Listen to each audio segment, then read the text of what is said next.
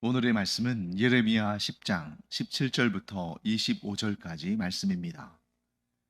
에워싸인 가운데에 앉은 자여, 내 짐꾸러미를 이 땅에서 꾸리라. 여호와께서 이와 같이 말씀하시되, 보라, 내가 이 땅에 사는 자를 이번에는 내던질 것이라. 그들을 괴롭게 하여 깨닫게 하리라 하셨느니라. 슬프다 내 상처여, 내가 중상을 당하였도다. 그러나 내가 말하노라. 이는 참으로 고난이라. 내가 참아야 하리로다. 내 장막이 무너지고 나의 모든 줄이 끊어졌으며 내 자녀가 나를 떠나가고 있지 아니하니 내 장막을 세울 자와 내 휘장을 칠 자가 다시 없도다. 목자들은 어리석어 여호와를 찾지 아니하므로 형통하지 못하며 그 모든 양떼는 흩어졌도다. 들을지어다. 북방에서부터 크게 떠드는 소리가 들리니 유다 성읍들을 황폐하게 하여 승냥이의 거처가 되게 하리로다. 여호와여, 내가 알거니와 사람의 길이 자신에게 있지 아니하니 걸음을 지도함이 걷는 자에게 있지 아니하니이다. 여호와여, 나를 징계하옵시되 너그러이 하시고 진노를 하지 마옵소서. 주께서 내가 없어지게 하실까 두려워하나이다. 주를 알지 못하는 이방 사람들과 주의 이름으로 기도하지 아니하는 족속들에게 주의 분노를 부으소서. 그들은 야곱을 씹어 삼켜 멸하고 그의 거처를 황폐하게 하였나이다 하니라.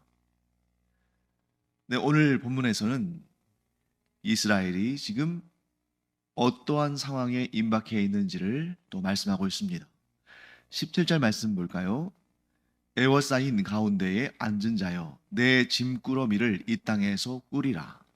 자, 예레미야 선지자는 하나님의 선지자이기 때문에 하나님께서 이 예레미야에게 장차 이루어질 일들에 대해서 미리 알려주시고 또 환상을 통해서 보여주셨습니다. 그때 예레미야가 이 두 가지를 말하죠. 에워싸인 가운데에 앉은 자요. 자, 에워싸이다. 이러한 그 표현들은 적군에 의해서 완전히 둘러싸여진 이 예루살렘 성을 상징적으로 나타내고 있습니다. 여러분, 이 예루살렘 성은 아주 이 천혜의 요새, 난공불락의 요새라고 알려져 있는 것이죠. 실제로 이 예루살렘은 산 위에 있는 도시입니다. 그런 성읍이죠. 그래서 예수님께서 산 위에 있는 성읍은 감출 수 없다. 감추어지지 않는다. 이렇게 말씀하셨죠. 그 이유는 산 위에 성이 있으니까, 산 위에 도시가 있으니까 낮은 곳에서 보면 어디서 봐도 보이잖아요. 낮에는 그 성읍이 보이고 또 밤에는 그 성읍 안에서 사람들이 어두우니까 불을 켜면 그 깜깜한 밤에 저 산 위에 불이 빛나고 있는 그 성읍이 보이겠죠. 그렇기 때문에 이 산 위에 있는 성읍은 감출 수가 없습니다. 그래서 예수님께서는 이 말씀을 하시면서 너희가 산 위에 있는 성읍처럼 너희 자신의 그 빛을, 그 복음의 빛을 비춰라 하고 말씀하시는 것이죠. 그래서 우리가 이 세상의 소금과 빛, 빛과 소금으로서 복음을 증거하는 그러한 사람들이 되어야 한다 하는 것을 우리가 알게 됩니다. 자, 이처럼 예루살렘 성읍은, 예루살렘이라는 도시는 감출 수 없는 성읍이에요. 왜? 산 위에 있으니까. 그러면 감출 수 없다는 것은 한편으로 이 도시의 방어적 입장에서 본다면 굉장히 불리하죠. 잘 숨겨져야 되는데 결코 숨길 수 없으니까, 다 노출되어 있으니까 불리합니다. 하지만 예루살렘이 난공불락의 성읍이었던 이유는 산 위에 있다 보니까 적군들이 이 예루살렘을 치러 올라오려면 이 산을 거슬러 올라와야 됩니다. 기드론 골짜기로부터, 혹은 흰돔의 아들 골짜기에서부터, 혹은 북쪽에서부터 이렇게 산을 타고 올라와야 되기 때문에, 자, 밑에서 올라오는 적군들을 위에서 뭐 화살을 쏘거나 돌을 굴리거나 해서 그들을 방어하기가 상대적으로 용이하죠. 그러다 보니까 이 예루살렘 성이 난공불락의 성이다 보니까 가나안 땅에 이제 들어온 이스라엘 백성들이 여호수아 시대와 사사 시대를 거치면서도 약 한 400년 정도 시간이 지나면서도 다른 지역들은 다 정복하고 그 땅을 차지했는데 이 예루살렘만큼은 여호수아 시대에도 사사 시대에도 정복을 하지 못합니다. 왜 그러냐면 너무 공략하기 힘든 성읍이니까.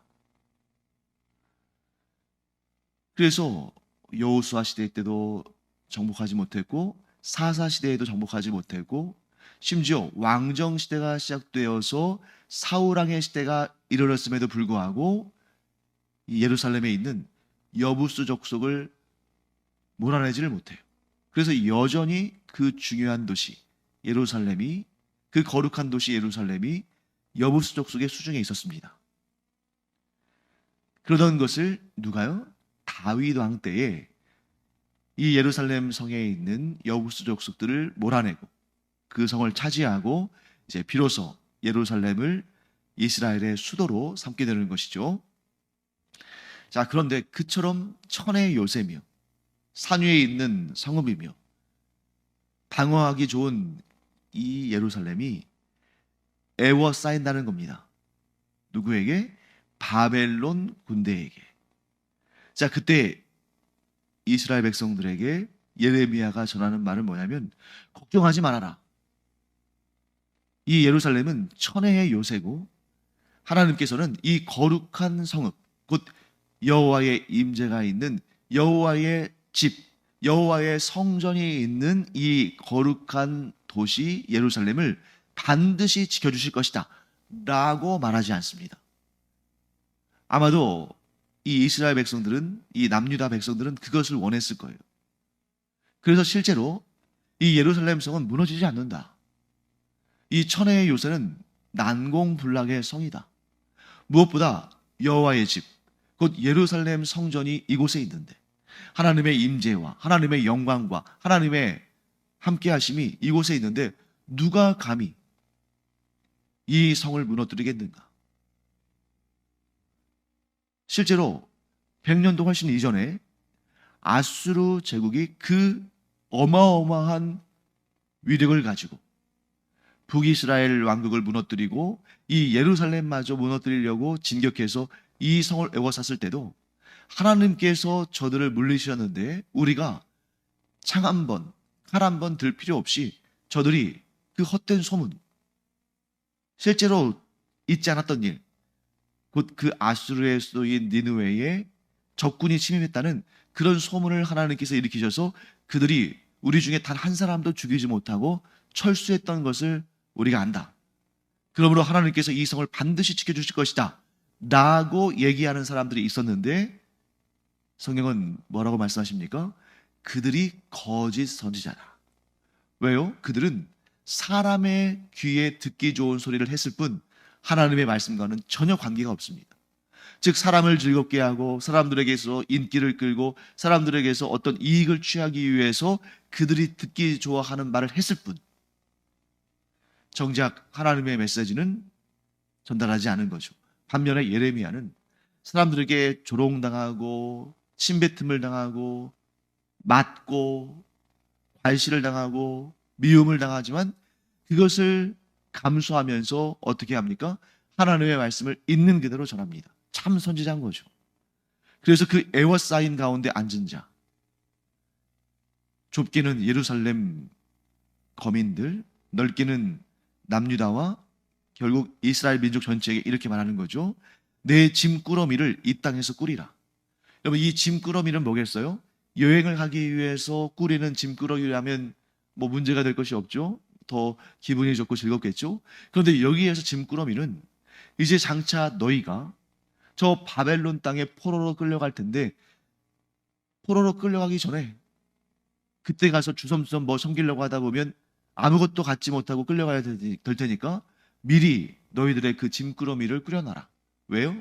하나님께서 반드시 이스라엘 민족을 심판하실 것이고 그날이 이르면 애워싸인 바벨론 군대에 의해서 이 예루살렘이 멸망할 것이고 이 유다 왕국이 멸망할 것이고 이 이스라엘 민족이 멸망할 것이고 너희는 반드시 바벨론의 포로로 끌려갈 것이니 그것을 미리 준비해라.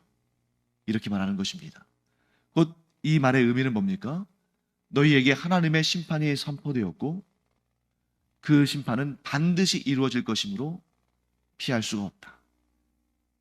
너희의 지금 영적인 상태가 참 선지자가 전하는 하나님의 말씀에는 귀를 기울이지 않고 거짓 선지자들이 전하는 가짜 하나님의 말씀에 너희들이 마음을 두고 있으니 하나님의 심판은 반드시 이루어질 수밖에 없다 하고 말하는 것입니다.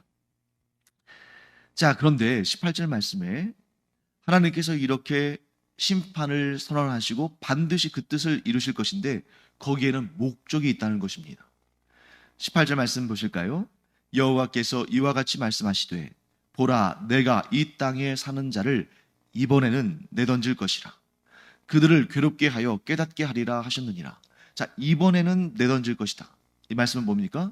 이전에는 이 비슷한 상황 가운데서 내던지지 않으셨다는 것입니다. 그 이전에도 얼마나 많은 이스라엘 백성들의 그 우상 숭배와 하나님의 마음을 아프시게 하는 그러한 일들이 많았습니까? 그런데 그때에도 하나님께서 그들을 징계하긴 하셨지만 그들을 내던지실 정도까지, 즉 그들이 나라가 망해서 포로로 끌려갈 정도까지는 하나님께서 징계하지 않으셨다는 거예요. 그런데 이번에는 그렇게 하시겠다는 것입니다. 왜요?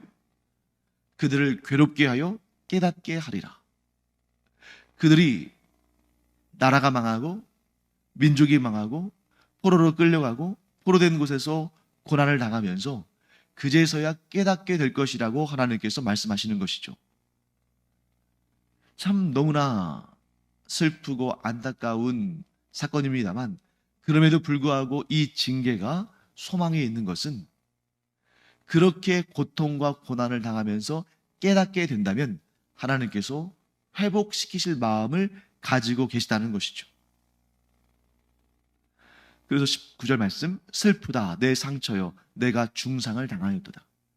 그런데 하나님께서 완전히 죽음에 이르게는 하지 않으셨어요. 어떤 상태에 이르도록? 중상을 당하도록. 그리고 이 중상은 그들로 하여금 완전히 멸망하도록, 완전히 사라지도록 하시는 것이 아니라 그 고통 중에 깨닫게 하셔서 회복되게 하시고자 하시는 하나님의 계획이 그 가운데 담겨 있는 것입니다. 그리고 20절 말씀, 내 장막이 무너지고 나의 모든 줄이 끊어졌으며 내 자녀가 나를 떠나가고 있지 아니하니 내 장막을 세울 자와 내 휘장을 칠 자가 다시 없도다. 멸망당한 이스라엘과 포로로 끌려가서 텅 비어 있는 그 가나안 땅을 이렇게 묘사하고 있는 것입니다. 여기서 우리가 알아야 중요할 사실, 이스라엘 민족이 경험하는 그 고통은, 그 고난은 너무너무 극심하게 고통스러운 것이지만 그럼에도 불구하고 이 징계는 목적이 있는 징계다. 어떤 목적입니까?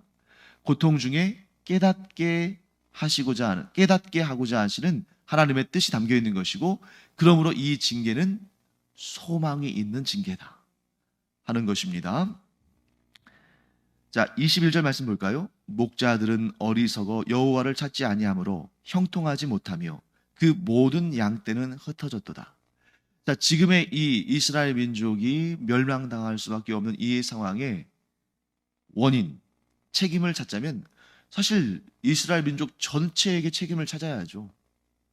이스라엘 민족 전체가 아주 극소수의 남은 자들을 제외하고는 전체가 하나님을 버리고 우상을 섬기고 그런 악한 영적인 간음과 육적인 패역을 행했기 때문에 그들이 그 결과로 이러한 나라가 멸망당하고 민족이 멸망하고 포로로 끌려가게 되는 이런 일을 당하게 됐습니다. 그런데 거기에도 경중이 있다는 겁니다. 경중. 어떤 일에도 경중이 있고 어떤 사역에도 경중이 있다. 자, 이러한 나라가 또 민족이 흥황할 때는 당연히 영광이 누구에게 먼저 돌아갑니까? 지도자들에게. 그래서 온 국민이 다 힘을 써서 나라를 좋게 했지만 그래도 그 영광과 기쁨을 누구에게 먼저? 지도자들에게 먼저 돌리는 것이 이치죠. 같은 원리로 나라가 망하게 되고 나라에게 큰 위험이 닥치고 큰 문제가 생긴다면 그 책임도 누구에게 먼저 돌아가는 것입니까? 지도자들에게. 그래서 21절 말씀은 목자들이 어리석어 여호와를 찾지 아니함으로 형통하지 못하며 그 모든 양떼가 흩어졌다. 양떼가 흩어졌기 때문에 목자들이 어리석은 것이 아니라 목자가 어리석기 때문에 양떼가 흩어지는 결과를 가져온 것입니다. 이런 말씀을 우리가 읽고 묵상할 때에 목자들, 지도자들을 마냥 조롱하고 욕하고 비난하고 탓해서는 안 됩니다. 물론 목자들, 곧 지도자들의 잘못에 대해서는 우리가 분명히 지적하고 고치도록 해야죠. 때로는 투표를 통해서, 때로는 여론을 통해서, 때로는 고발을 통해서 이런 방식으로 지도자들의 범죄에 대해서 눈 감지 않고 고발하고 지적해야 됩니다. 왜? 그들의 결정과 그들의 행위가 온 국민에게 또 나라와 민족에게 아주 중대한 영향을 미치기 때문이죠. 그런데 우리 그리스도인들은 거기에서 그치면 안 돼요. 그 목자들, 곧 지도자들의 잘못을 밝히고 정죄하고 비난하고 탓하고 하는 데서 그칠 것이 아니라 이 지도자의 자리에 세워질 자들을 위해서 이미 지도자의 자리에 있는 자들과 또 장차 지도자의 자리에 오를 자들을 위해서 기도하는 그런 마음을 가져야 된다는 것입니다. 왜요? 어찌됐든 간에 목자들, 곧 지도자들이 올바르게 서야 그들이 이끌어가는 양들이 또 올바른 길로 갈 수 있기 때문이죠.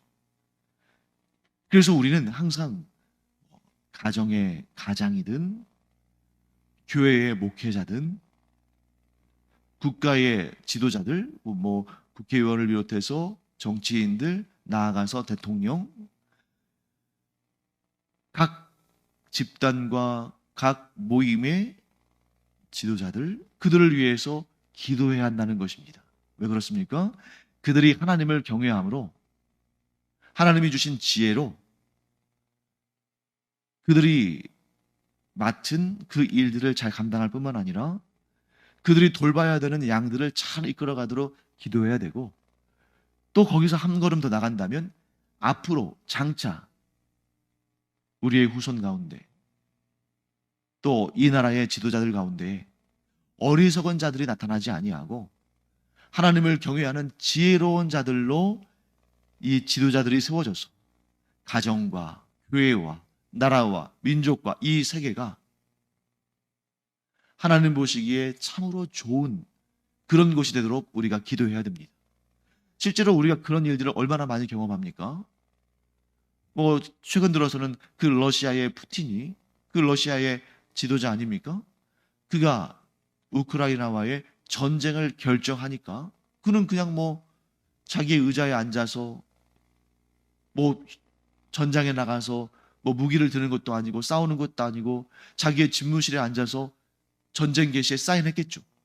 그런데 그 사인 한 번으로 인해서 우크라이나에 얼마나 많은 사람들이 목숨을 잃고 또 러시아의 그 젊은이들이 그 전쟁이 무슨 명분이 있는 것도 아닌데 나가서 그 소중한 생명을 또 잃고 또 그것 때문에 또 전 세계 수많은 사람들이 고통을 당하고 두려워하고 그 지도자 한 사람이 어떤 생각을 하고 어떤 결정을 하고 어떤 명령을 내리고 어떻게 행동했는지에 따라서 너무나 많은 사람들이 심지어 죽음의 고통을 당하는 그런 안타까운 일이 벌어지지 않습니까? 그래서 우리는 지금 당장 나와 관계없는 일이라고 해서 나몰라라 할 것이 아니라 지금 있는 우리와 관계되어 있는 지도자뿐만 아니라 겉으로 보기에는 우리와 관련이 없어 보이는 지도자들이라 할지라도 이 세계는 이 지구촌은 연결되어 있지 않아요? 그리고 심지어 아직 이 세상에 태어나지 않았다 할지라도 장차 우리의 후손들과 관련을 맺게 될 그런 지도자들이 올바로 하나님을 경외하며 올바르게 양들을 이끌어갈 수 있도록 우리는 기도해야 됩니다. 또 한 걸음 더 나간다면 이런 기도까지 하면 더 좋을 것 같아요. 하나님께서 우리 가문에, 우리 집안에, 우리에게 자녀들, 후손들을 주셨는데 그들이 뭐 평범한 양들로서 또 신앙을 지키고 양심을 지키고 바르게 살아가고 그것도 참 좋습니다만 우리가 꿈을 꾼다면 우리의 자녀들이 우리의 후손들이 하나님께서 택하신 귀한 목자들이 되어서 그 양들을 이끌어갈 때 진정 하나님을 경외하는 지도자들, 진정 하나님을 사랑하는 그런 귀한 사람들이 되어서 선한 영향력을 수많은 사람들에게 행사하는 은혜를 베푸는 그들을 바른 길로 인도하는 생명길로 인도하는 그런 존귀한 하나님께서 기뻐하시는 그런 복된 지도자들이 되기를 또 우리 기도하기를 바랍니다. 그 기도에 하나님께서 풍성한 은혜의 응답으로 응답하실 줄을 믿습니다. 자, 그 다음에 마지막으로 오늘 이 구절은 꼭 봐야 되겠네요. 24절 말씀입니다. 여호와여 나를 징계하옵시되 너그러이 하시고 진노로 하지 마옵소서. 주께서 내가 없어지게 하실까 두려워하나이다. 자, 예레미야의 고백입니다. 여호와 하나님 나를 징계하옵시되. 여러분, 우리가 하나님께 기도할 때 하나님 저를 징계해 주십시오. 하나님 저를 고난 가운데 있게 하여 주시옵소서. 하나님 저를 환난 가운데 있게 하옵소서. 이렇게 기도하는 사람은 없을 거예요. 또 저도 그렇게 기도하지 않고 여러분들도 그렇게 기도하지 않습니다. 그런데 여기에서 예레미야가 하나님께 나를 징계하옵시되 라고 말한 이유는 뭘까요? 예레미야는 안 겁니다. 무엇을 알았을까요? 하나님의 그 결정이, 즉 이 이스라엘 민족을 징계하실 결정을 하나님께서 내리셨고, 그런데 마지막 소망, 그 하나님의 말씀을 전해들은 이스라엘 민족이 회개하고 돌이키면 하나님은 그 모습을 보시면서 하나님의 징계의 결정을 돌이키실 수 있으신데, 왜? 하나님은 모든 것을 자유로이 결정하시니까. 그런데 지금 예레미야가 보니까 하나님의 뜻은 분명하고 거기에다가 하나님의 뜻을 돌이킬 수 있는 마지막 한 가지, 이스라엘 백성들이, 이 이스라엘 민족이 회개하고 돌이켜야 되는데 이스라엘 민족이 회개하고 돌이키지 않을 것이 분명한 겁니다. 그렇다면 남은 건 무엇입니까? 하나님의 징계가 임하는 거죠. 그러니까 예레미야는 어쩔 수 없이 이렇게 고백합니다. 하나님, 하나님의 징계를 받을 수밖에 없습니다. 제가 아무리 목이 터져라 외쳐도 하나님의 말씀을 전해도 그들이 반응하지 않으니 이제는 어쩔 수 없이 이 이스라엘 민족이 징계를 받을 수밖에 없습니다. 저 역시 이스라엘 민족의 한 사람이니 저도 징계를 받게 될 것을 제가 압니다. 그런데 하고 말하는 거예요. 마치 뭐와 같냐면 이 재판을 할 때 변호사들이 자기가 이제 담당한 그 피의자가, 사건을 일으킨 사람이 분명한 유죄임을 알게 될 때가 있잖아요. 그러니까 변호사는 무죄인 사람을, 그가 무죄라는 것을 밝힐 때도 있지만 유죄인 사람을 그의 형량을 줄이는 역할을 하는 그런 역할도 하잖아요. 그러니까 이 변호사가 유죄 맞습니다. 그런데 이런저런 일들을 고려해서 형량을 좀 줄여주십시오. 이렇게 요청할 수 있다는 거죠. 예레미야도 마찬가지입니다.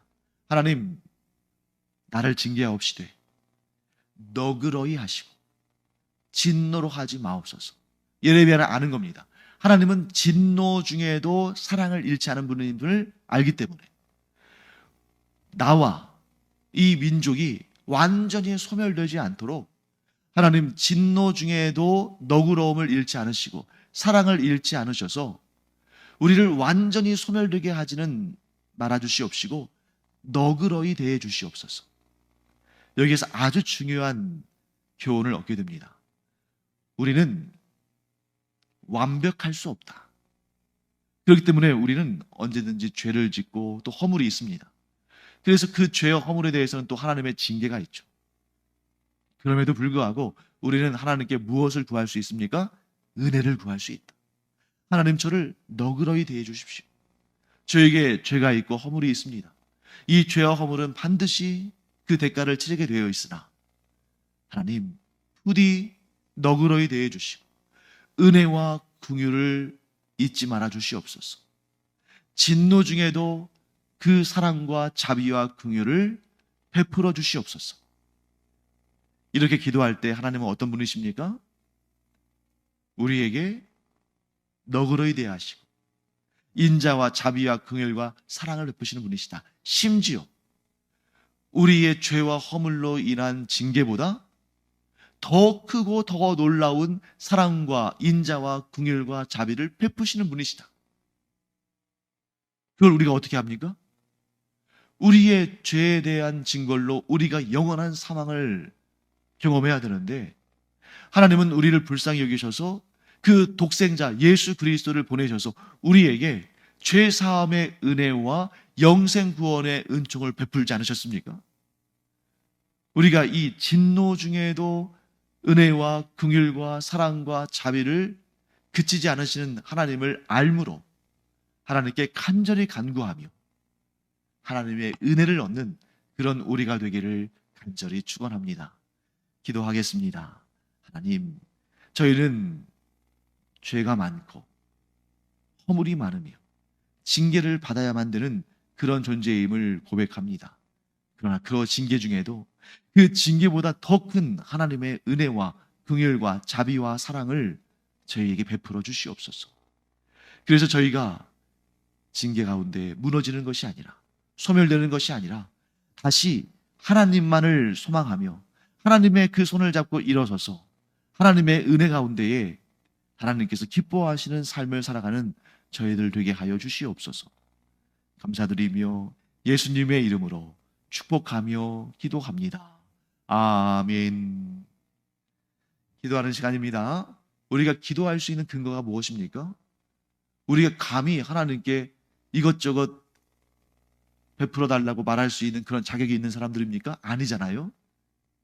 그럼에도 불구하고 우리가 기도할 수 있는 것은 하나님의 은혜 때문이다. 값없이 베푸시는 은혜 때문이다. 우리의 죄에 대한 징계보다 더 큰 은혜와 긍휼과 자비와 사랑을 베푸시는 하나님을 의지해서 기도하고 그 은혜의 응답을 받는 우리가 되기를 축원합니다. 기도하겠습니다.